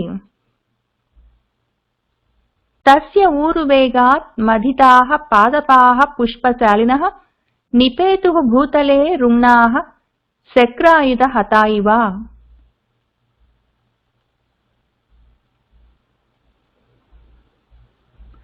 కందరాంతర సంస్థానాం పీడితానాం మహౌజసాం సింహానాం నినదః భీమః నభః భిందన్ సహ శుశ్రువే. ఇంకా ఆ కొండ శిఖరాల్లో గుహలున్నాయి. ఆ కొండ గుహల అంతరాల్లో లోపల సంస్థానం చక్కగా కాపురముంటున్న మహౌజసాం గొప్ప బలమున్న సింహానాం సింహాలన్నీ పీడితానాం పీడింపబడి ఆ విధంగా ఈయనేమో తొక్కుతున్నారు పైనుంచి, ఈ పర్వతమేమో భూమిలోకి కుంగిపోతుంది. ఇది తట్టుకోలేక అందులో ఉన్న గొప్ప బలంతో ఉన్న సింహాలన్నీ అంత గట్టిగా అరుస్తున్నాయి. సహ ఆ నినదః శబ్దాలతో, ఆ శబ్దాలు ఎట్లా ఉన్నాయంటే భీమః భయంకరంగా ఉన్నాయి. ఆ భయంకరమైన సింహనాదాలతో మొత్తం నభః ఆకాశమంతా భిందన్ బ్రద్దలవుతున్నట్టు శుశ్రువే వినిపిస్తూ ఉన్నది. కందరాంతర సంస్థానాం పీడితానాం మహౌజసాం సింహానాం నినదః భీమః నభః భిందన్ సహ శుశ్రువే. స్రస్త వ్యావిద్ధ వసనా వ్యాకుళీకృత భూషణ విద్యాధర్యః సముత్పేతుః సహసా ధరణీధరాత్. ఈ పర్వతాల గుహల్లో విద్యాధరులు కూడా ఉంటారని మనం చూసుకున్నాం కదా. అటువైపు నుంచి మహేంద్రగిరి నుంచి వస్తూ ఉన్నప్పుడు ఈయన ఇదే హడావిడి అక్కడ కూడా చేస్తే ఏం జరుగుతుందో తెలియక అక్కడ సంతోషంగా బంగారు పళ్ళెల్లో భోజనాలు అవన్నీ పెట్టుకొని బంగారు పాత్రల్లో రత్నాలు పొదిగిన పాత్రల్లో వాళ్ళు చక్కటి పానీయాలన్నీ పెట్టుకొని ఆరగిస్తూ సంతోషిస్తున్న వాళ్ళు ఏం జరిగిందో హఠాత్తుగా తెలియక భయపడి ఎక్కడవక్కడ వదిలిపెట్టి ఆకాశంలోకి ఎగిరారని చెప్పుకున్నాం కదా. ఇప్పుడు కూడా అంతే. ఇక్కడ విద్యాధర్య విద్యాధర స్త్రీలు స్రస్త వ్యావిద్ధ వసన స్రస్తము జారిపోతూ ఉన్న వ్యావిద్ధము చెల్లాచెదరైపోతున్న చెదిరిపోతున్న వసనాలతో బట్టలతో వ్యాకుళీకృత చెల్లాచెదురుగా పడిపోతూ ఉన్న భూషణాలతో ఆభరణాలతో వాళ్ళు సహసా తొందరగా ధరణీధరాత్ ధరణీధరము అంటే పర్వతం, ఆ పర్వతం పైనుంచి గాల్లోకి సముత్పేతుః ఎగిరారు. ఇక్కడుంటే ఏదో పెద్ద ఉత్పాతం వస్తున్నట్టుంది, ఏంటి జరుగుతుందో అనుకుని వాళ్ళు గబగబా ఆకాశంలోకి ఎగిరారు. స్రస్త వ్యావిద్ధ వసన వ్యాకుళీకృత భూషణ विद्याधर्यः समुत्पेतुः सहसा धरणीधरात् अतिप्रमाणाः बलिनः दीप्तजिह्वाः महाविशाः निपीडितशिरोग्रीवाः వ్యవేష్టంత మహాహయః.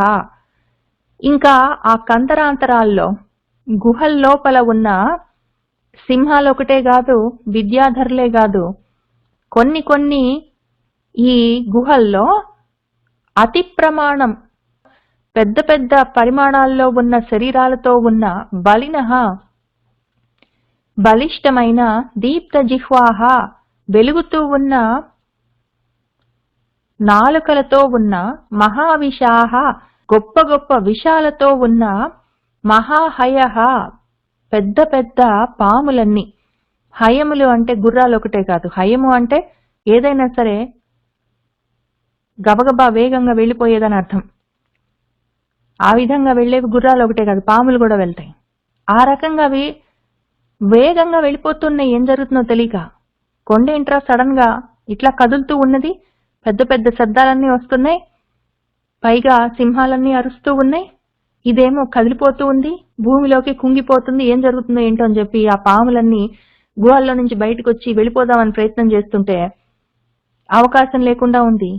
కాబట్టి అవి ఏం చేశాయంటే వెంటనే వాటి శిరస్సులు, గ్రీవాలు, తలలు, మెడలు అన్నీ నిపీడితమైపోతుంటే, పీడింపబడుతుంటే, తొక్కబడుతుంటే, వాటి మీద బండరాళ్ళన్నీ పడుతుంటే అవేం చేశాయంటే గవక్కని ఇంకా పారిపోవడం మానేసి ఎక్కడవక్కడే ఫ్రీజ్ అయిపోయాయి. అవన్నీ వ్యవేష్టంతా చుట్టలు చుట్టుకోవడం మొదలుపెట్టాయి. కనీసం తలల్ని మెడలనైనా కాపాడుకుందామని వాటిని తలని లోపల పెట్టుకొని పైనంతా వాటి శరీరాలతో చుట్టలు చుట్టుకొని అవేంటో ప్రయత్నం చేసుకుంటున్నాయి పాపం. అతి ప్రమాణాః బలినః దీప్త జిహ్వాః మహావిషాః నిపీడిత శిరోగ్రీవాః వ్యవేష్టంత మహాహయః పీడితం తం నగవరం త్యక్త్వా గగనం ఆస్థితాః సహ చ భూమిధరః శ్రీమాన్ బలినా తేన పీడితః.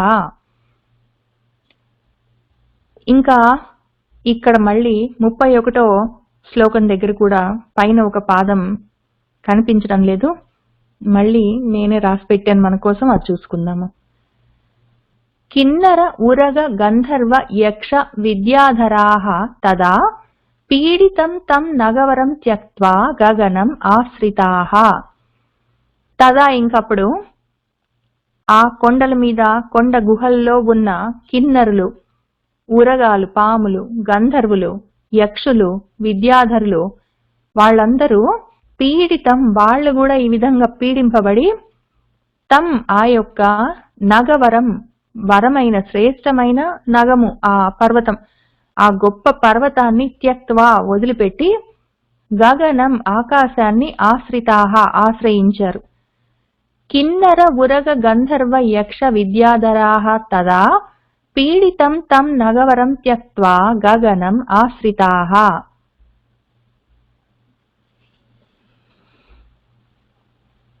ఇక్కడ ఆస్థితాః అనుంది, పోనీ అదైనా పర్వాలేదు, గగనానికి వెళ్ళి అక్కడ నిలబడ్డారు, అక్కడ నిలబడి కిందకి చూస్తున్నారు ఏం జరుగుతుందని.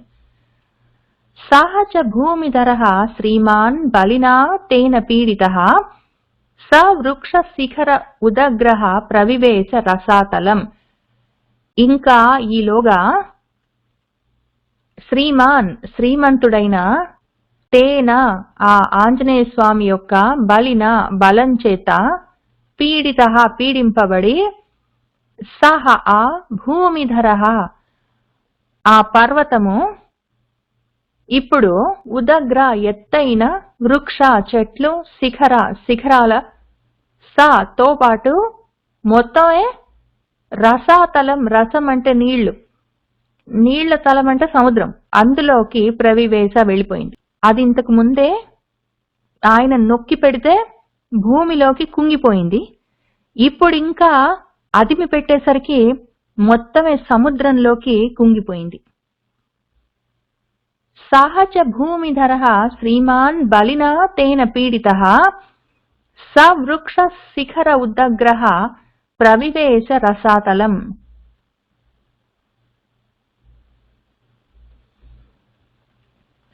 దశయోజన విస్తారః 30 యోజనం ఉచ్ఛ్రితః ధరణ్యాం సమతాం యాతః సః బభూవ ధరాధరః. ఇంకా 10 యోజన విస్తారః 10 యోజనాల వెడల్పు, 30 యోజనం ఉచ్ఛ్రితః 30 యోజనాల ఎత్తు ఉన్న సః ఆ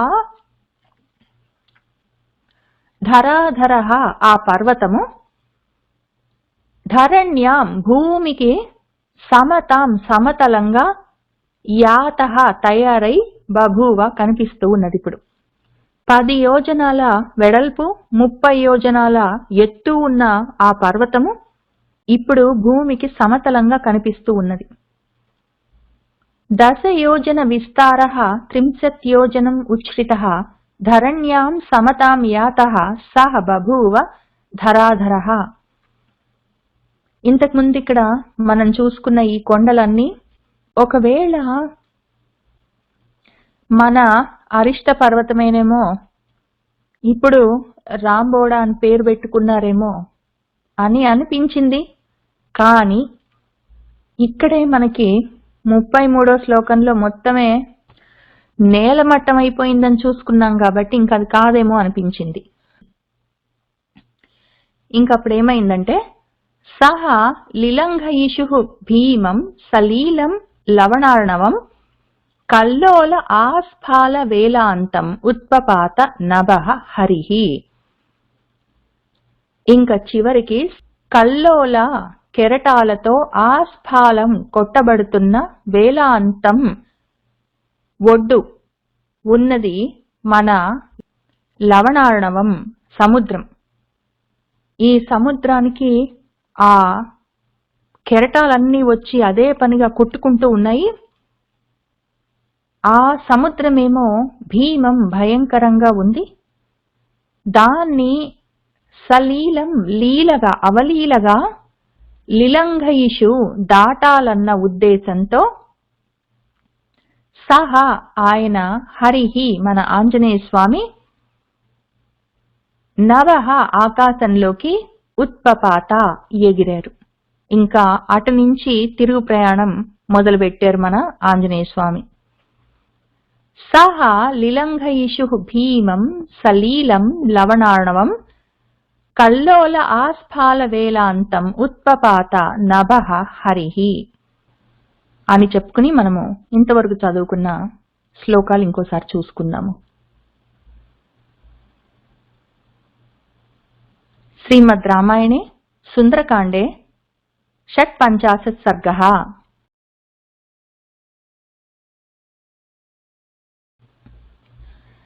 తతః తు సింసిపామూలే జానకీం పర్యుపస్థితాం అభివాద్య అబ్రవీత్ దిష్ట్యా పశ్యామి త్వాం ఇహ అక్షతాం. తతః తం ప్రస్థితం సీతా వీక్షమాణా పునః పునః భర్తృస్నేహాన్వితం వాక్యం హనుమంతం అభాషత.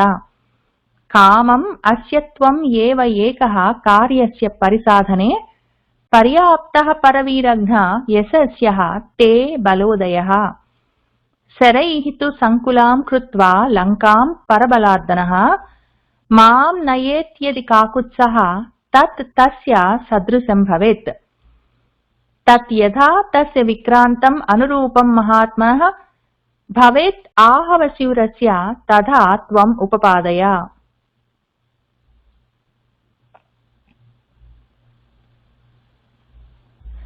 తత్ అర్ధోపహితం వాక్యం ప్రసృతం హేతు సంహితం నిశమ్య హనుమాన్ తస్యాః వాక్యం ఉత్తరం అబ్రవీత్. క్షిప్రం యేష్యతి కాకుత్సః హర్యుక్ష ప్రవరైః వృతః యః తే యుధి విజిత్యా అరీన్ శోకం వ్యపనయిష్యతి. ఏవం ఆశ్వాస్య వైదేహీం హనుమాన్ మారుతాత్మజః గమనాయ మతిం కృత్వా వైదేహీం అభ్యవాదయత్. తతః సః కపిశార్దూలః స్వామి సందర్శనుత్సుకः ఆరురోహ గిరిశ్రేష్టం అరిష్టం అరిమర్దనః. తుంగపద్మకజుష్టాభిః నీలాభిః వనరాజిభిః సోత్తరీయం ఇవ అంబోదైః శృంగాంతర విలంబిభిః.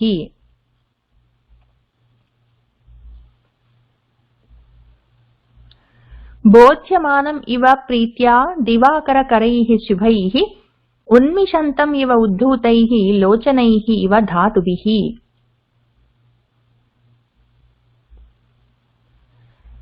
तोयोघ निस्वनैः मन्द्रैः प्राधीतम् इव पर्वतम् प्रगीतमिव विस्पष्टैः नानाप्रस्रवणस्वनैः देवदारुभिः अत्युच्चैः ऊर्ध्वबाहुम् इव स्थितम् प्रपातजलनिर्घोषैः प्राकृष्टमिव सर्वतः वेपमानम् इव श्यामैः कम्पमानैः सरध्वनैः वेणुभिः मारुतोद्धूतैः कूजन्तम् इव कीचकैः निःश्वसन्तम् इव अमर्षात् घोरैः आसीविषोत्तमैः नीहारकृतगम्भीरैः ध्यायन्तम् इव गह्वरैः।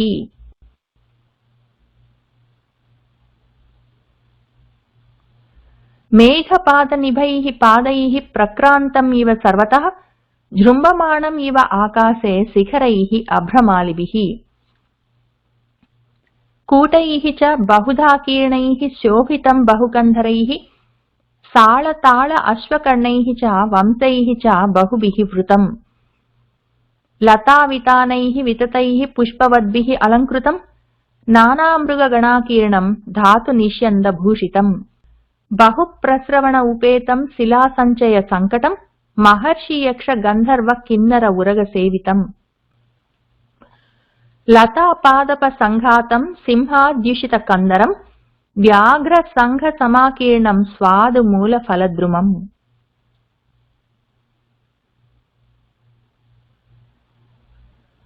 तम् आरुरोह हनुमान् पर्वतम् पवनात्मजः रामदर्शनशीघ्रेण प्रहर्षेण अभिचोदितः तेन पादतलाक्रान्ता रम्येषु गिरिसानुषु सघोषाः समसीर्यन्ता शिलाः चूर्णीकृताः ततः।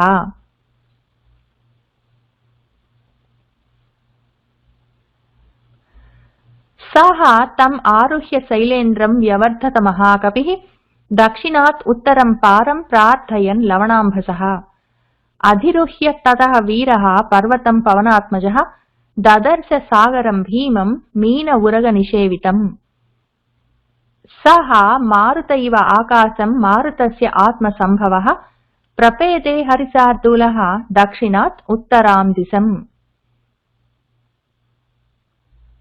सः तदा पीडितः तेन कपिना पर्वतोत्तमः ररास सहतैः भूतैः प्रविशन् वसुधातलम् कम्पमानैः च शिखरैः पतद्भिः अपि च द्रुमैः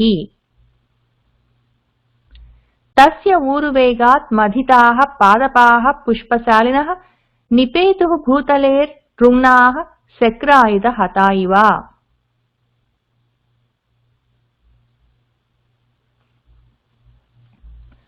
कन्दरान्तरसंस्थानां पीडितानां महौजसां सिंहानां निनदः भीमः नभः भिन्दन् सः शुश्रुवे स्रस्तव्याविद्धवसना व्याकुलीकृतभूषणा विद्याधर्यः समुत्पेतुः सहसा धरणीधरात् अतिप्रमाणाः बलिनः दीप्तजिह्वाः महाविशाः निपीडितशिरोग्रीवाः व्यवेष्टन्त महाहयः किन्नरोरग गन्धर्व यक्ष विद्याधराः तदा पीडितं तं नगवरं त्यक्त्वा गगनम् आश्रिताः सः च भूमिधरः श्रीमान् बलिना तेन पीडितः स वृक्षशिखरोदग्रः प्रविवेश रसातलम् 10 योजन विस्तारः 30 योजनमुच्छ्रितः धरण्यां समतां यातः सः बभूव धराधरः सः लिलङ्घयिषुः भीमं सलीलं लवणार्णवम् कल्लोलास्फालवेलान्तम् उत्पपात नभः हरिः इति श्रीमद् रामायणे सुन्दरकाण्डे 56 सर्गः सम्पूर्णम्। सर्वं श्री सीतारामचन्द्र प्रभु पादारविन्दार्पणमस्तु। मंगलं कोसलेन्द्राय महनीय गुणात्मने चक्रवर्ती तनुजाय सार्वभौमाय मंगलम्। वेद वेदांत वेद्याय मेघश्यामलमूर्तये पुंसां मोहनरूपाय पुण्यश्लोकाय मंगलम्। यत्र यत्र रघुनाथ कीर्तनं तत्र तत्र कृतमस्तकाञ्जलिं बाष्पवारि परिपूर्णलोचनं मारुतिं नमत राक्षसान्तकम्। स्वस्ति।